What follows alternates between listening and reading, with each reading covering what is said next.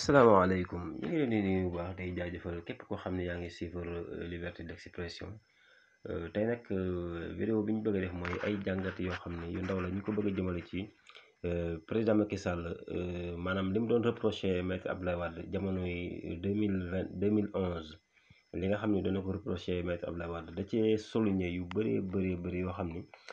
maa ngi sàkko ci yéen internautes yi ngeen bàyyi ci seen xel bu baax a baax. xalaat ci bu baax a baax bokk ci xalaatandoo ak man suñu paree ñu jukkat ci kenn ku nekk jukkat ci sa résultat yi nga ci jële parce que vidéo bi def na ci ay révélation yu bëri yoo xam ni yëpp mi ngi ko jëmale ci maître Abdoulaye Wade ay reproche ay joyanti ay contre attaque ay attaque ay woote manifestation yoo xam ni selon moom ci jamono boobu mu nekkee woon noonu dafa jàppoon ni président Macky Sall président Abdoulaye Wade ci jalgati ci wàllum jalgati ci la nekk dafa jàppoon aussi ni président Abdoulaye Wade dafa bëgg a nekk ci nguur gi ba mu neex ko mu jël ko jébbal ko doomam dafa bëggoon tamit maanaam doon na insister ci ni président Abdoulaye Wade bëgg a changer constitution bi te teg ko ci bànneexu bakkanam teg ko ci loo xam ni bëgg a def beneen troisième mandat boo xam ni ñi ngi ci ragal su sottee mu jox doomam réew mi loolu lañ ci doon ragal ba tax caaxaanuñ woon ci xeex gi doon na ko wax naan su Macky Sall continue su Abdoulaye Wade continuer di def li muy def nii ñun marche bi duñ ko bàyyi toujours dinañ marche ba keroog ñu exiger le départ de président Wade en tout cas wax na ci wax yoo xam ne yu bëree bëri léegi suñ marché déglu ko dinañ xool moom par rapport ak jamono yi position bi mu nekkee ak jamono yële ak jamono yi 2011 position bi mu nekkee woon ni mu doon reproché maître Wade ak jamono yi moom fi nga xam ni fi la taxawee ñu ànd ñu ñëpp càmbar ko def ci suñu xel li yëlëb ko lu ci génne comme résultat kenn ku nekk defaat ci beneen analyse boo xam ni dina la taxa xam fan ngay taxaw dina la taxa xam fan ngay fare dina la taxa xam mbir yi dëgg naka la ak nan la kon duñ def lu dul teewlu président Sall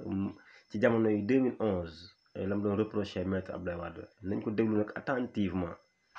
bismillah. moo tax ñu joxoon ay sûreté ay mesures de sûreté pour que njiitu réew bi falam nekk loo xam ne lu jaar yoon lay doon parce que koo xam ne moo yor alal moo yor doole ji moo yor lépp warul nekk benn xusma ñàpp rek boo xam ne da ngay naan nañu def lii mu toog ni mu mën a tegee doom ji nag mooy lii muy def maanaam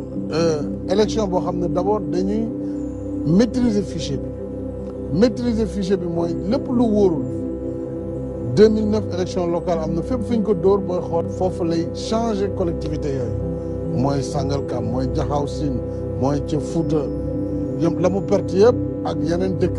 yi nga xam ne perte na ko pour le moment fanweeri dëkk ak juróom-ñaar collectivité laal nañ leen laal boobu dana éliminer déjà juróom-benn téeméeri junni doomu aadama 600 000 dans un premier temps bu loi bi jàllee dana appliquer nag réforme territoriale bu bees c'est-à-dire dagg nag fépp foo xam ne opposition bi moo ko gagné de sorte que fichier bi day daal di yulleeku ba mu des lu tuuti parce que peu importe moom que 1 million voté l'essentiel mooy bu ñu ko coowee weer ñaari weer pour ñoom de toute façon le président il est élu à partir du moment où léegi nag boot nañu vice président bi président bi bu ñu wootee le lendemain mën na démissionner d'ailleurs professeur Bathily wax na ko mën na sax si diggante bi balaa proclamation ne léegi boo xoolee ni ñu bindee constitution professeur Ismaïla Madior mën nañu ko wax bi nga xam ne hypothèse yëpp la ñu teg su lii melee nii wala waa ji ma jël bu fekkee dem na ba ci biir ba gën di tànk bukki am na mesure bu muy dugal pour système am mën a dox waaye loolu nag dañu fàtte d'abord mbiru yàlla moom moo yor programme bu mag bi parce que lii ngay def yëpp est-ce que di nga ko fekkee yàlla rek a xam ñaareel bi mooy xamoo événement yi xew mën a impacter li nga xam ne mooy doxinu réew mi yàlla rek a xam ñetteel bi mooy problème mu vice présidence bi dafa nekk li ñuy wax un système hybride ndax Sénégal quand même ak luñ ci mënti wax régime bi fi nekk régime semi parlementaire maanaam dafa am premier ministre après président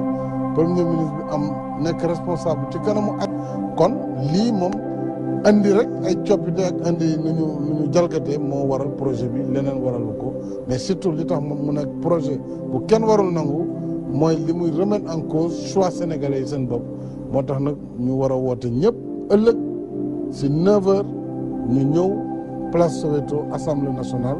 marché pacifiquement won président Abdoulaye Wade ne réew mi àndul si li ngay def et su mënee mu nangu projet bi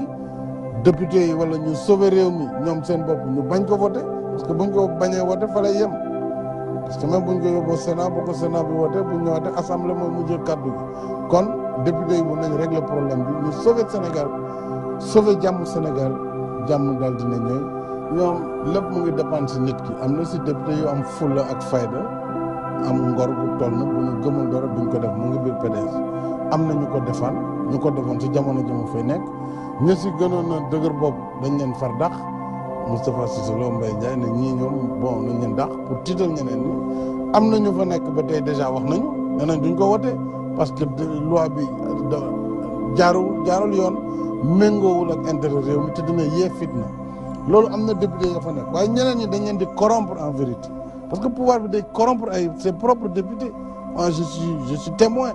ba ñu may xeex assemblée ay mallette d'argent lañ daan andi groupe parlementaire di woo député yi ñenn ñi si bureau président du groupe leen jox xaalis pour corrompre leen pour ñu voter te leer na ma ne dama xamee pratique ya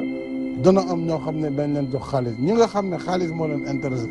daañu leen jënd ñi nga xam ne dañu xaw a dëgër bopp ñu tiital leen ku si dëgërul fit ñu ne la wala président si boppam moo la wax ak yow ñoo àndoon dégg nga maam député man maa soxla lii xanaa doomu et cetera donc façon yëpp a ngi si pour mën a jàllale loi bi waaye foog naa ne député yi comme si biir réew mi lañ dëkk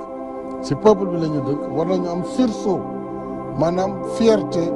gu war a tax ñu sauver tey Sénégal parce que buñ ko defee rek jàmm newaan jàmm daal temps yële si loi bi ñu defoon ci wàllu blanchiment maanaam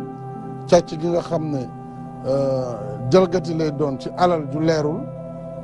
biñ ko bëggee indi député yi wane nañ ne lii mënuñ ko def